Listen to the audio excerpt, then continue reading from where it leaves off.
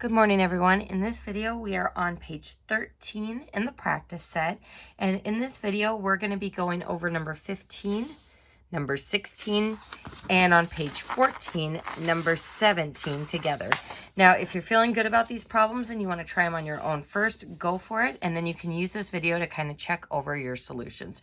So it says, find and graph all of the key features and use your calculator only to sketch. So folks, primarily we're going to be doing all of the stuff on the left by hand and then using our calculator to kind of fill in a sketch of what the graph looks like. We're also going to be stating the domain and the range below our graph over here, making sure you use that interval notation. So folks, as I look at this problem, the very first thing I'm going to start with is finding the restrictions by factoring. So folks, if I look at the top of this fraction, we see that we can take out a GCF of x, which leaves me with x squared minus x minus 20. And then we can factor it a little bit further by having x and x minus 5 and x plus 4. And don't forget, when you factor that quadratic a step further, to include that GCF out in front. So there's the factorization of the top. And then on the bottom, we'll have x minus 3 and x plus 1. Now that I have it in factored form, it's easy for us to tell those restrictions that would make the denominator equal to 0. So I can't be having positive 3. So x can't be 3. And I also can't have x be equal to negative 1. Now, looking at those restrictions to see if those factors can be canceled, unfortunately, neither of them can be. So that means we have a vertical asymptote at x equals 3 and another vertical asymptote at x equals negative 1. So those are my first key features, which I can now draw on my graph. So I'm going to draw in a vertical asymptote at 1, 2, 3. And then another vertical asymptote at negative 1. So those are my first two key features. And remember, folks, we found these restrictions first, and when we find our x and our y intercepts, we are going to need to check those against the restrictions. So I'm just going to go ahead and draw a little bracket around these. That says check with restrictions.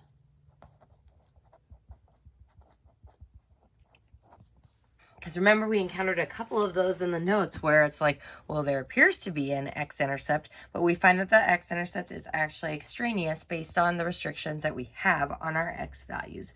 So let's go ahead and start by finding the x-intercept. That would be a number in 0.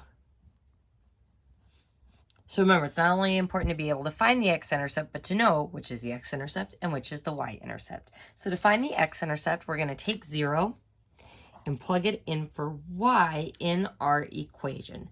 Now, folks, you can plug in for this y and either use the standard form or our original equation or the factored form. But since we're going to be solving for x, factored form is going to be a bit better here. So let's go ahead and say 0 is equal to that full factored form.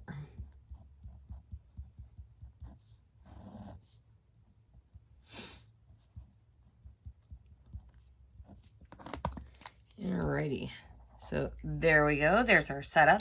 So now if I want to solve for x, remember we have variables in 2 places. So to get them in one place, the first thing we're going to do is multiply through by that denominator.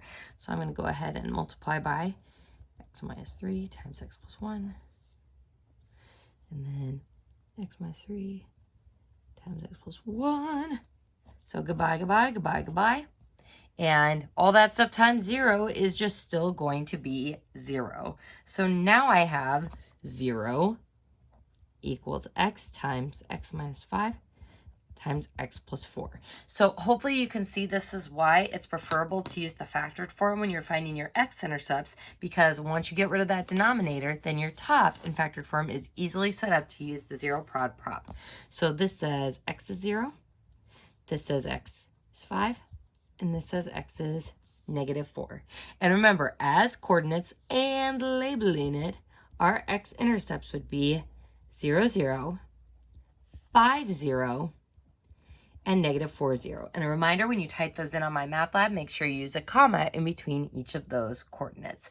Now, before I put a box around these answers, I'm going to make sure that this is all good when we compare it with our restrictions. So are we pretending that we actually have an x-intercept at any of these restricted values?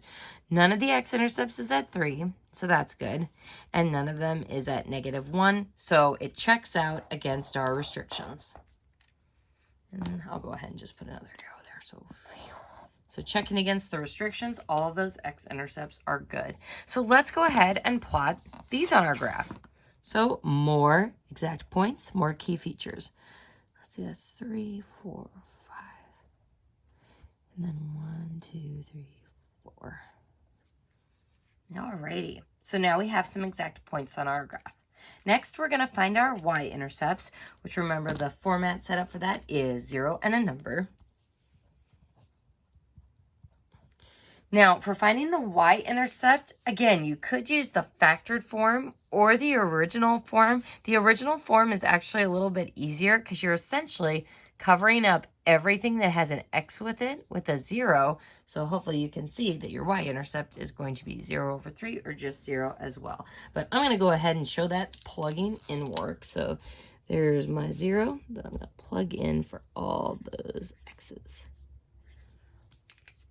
So that will give me y equals 0 cubed minus 0 squared minus 20 times 0 all over 0 squared minus 2 times 0 minus 3.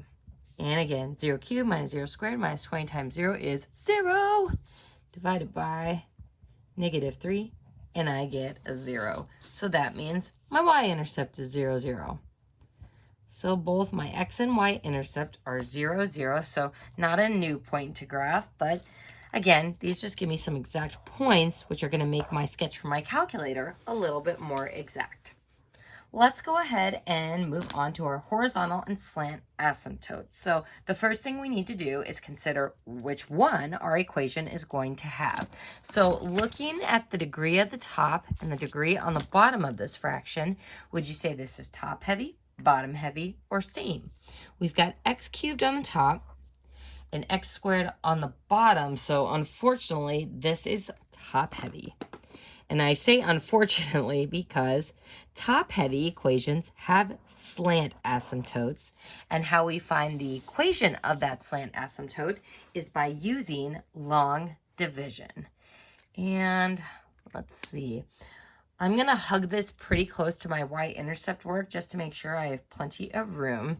So I'm going to go ahead and do x squared minus 2x minus 3.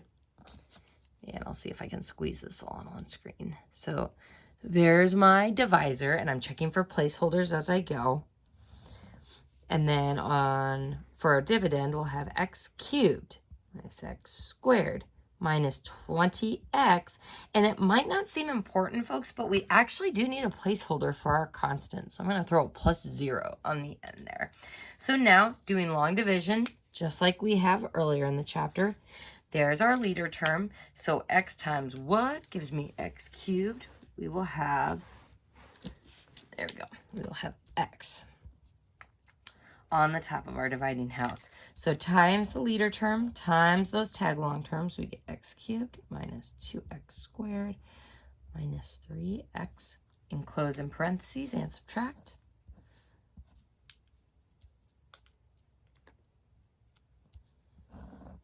Okay, so remembering to subtract all of them, that gives me 1x squared and minus 17x, and then bring on down that 0. So now we repeat the process. X squared times what gives me x squared? Well, just 1. So 1 times the leader, 1 times those tag along terms, we get x squared minus 2x minus 3. Enclose in parentheses and subtract. Now, at this point, since I know I am approaching my remainder, I actually wouldn't need to go any further for this problem. For regular long division, of course the remainder matters, but when we are finding the equation of a slant asymptote, which indicates our end behavior, if I write this up as plus the remainder over the divisor.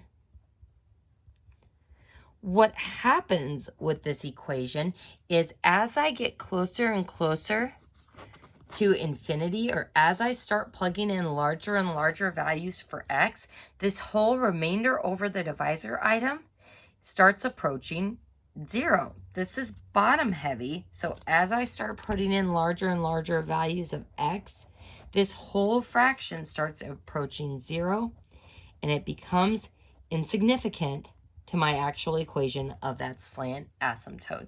So the remainder over the divisor part will always be bottom heavy, and it always won't matter here. So for our slant asymptote equation, it will be y equals, slant asymptote at y equals, and then x plus 1. So the long division gives you the linear equation of that slant asymptote. And we can draw this on our graph as well.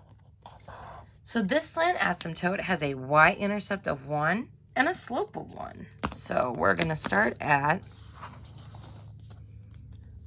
positive 1 and then go up 1 over 1, up 1 over 1.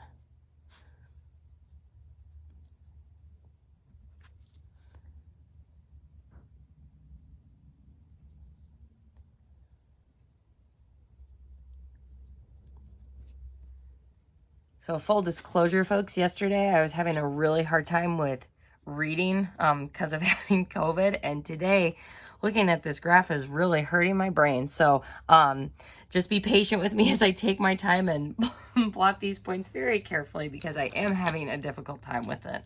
All right, folks, so we now have all of our key features on our graph.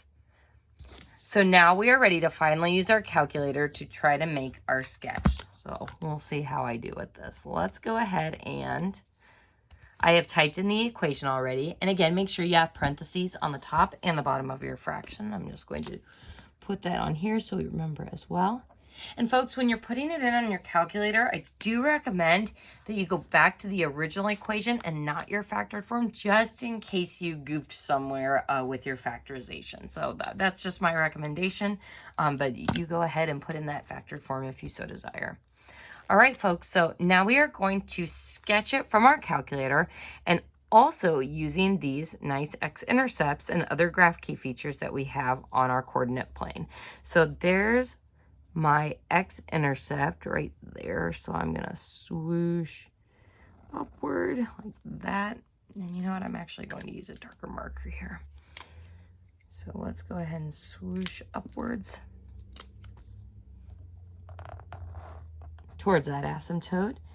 And then we start curving down towards that one. Ooh, not my best line for sure. And then for this one, we start curving towards that vertical asymptote, and then we kind of curve up and through towards the other vertical asymptote, then curving towards this asymptote, and then curving upward and outward, starting to follow that slant asymptote.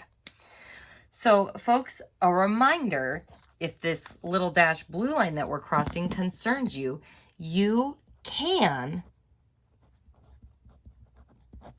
cross slant asymptotes and horizontal asymptotes.